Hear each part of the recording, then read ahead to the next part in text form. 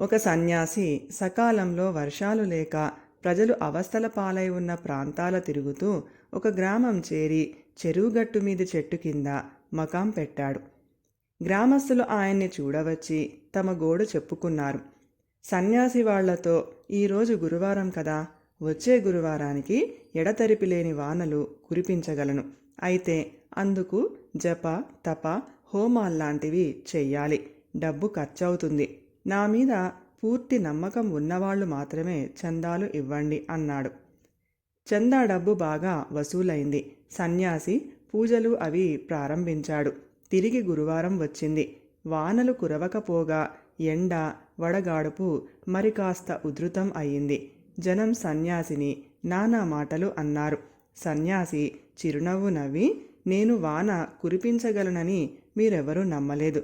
అలాంటి నమ్మకం మీకున్నట్లయితే ఈ పాటికి పొలాలు దున్ని వానలు పడగానే నాట్లు వేసేందుకు నారుమళ్ళు కూడా వేసి ఉండేవాళ్ళు.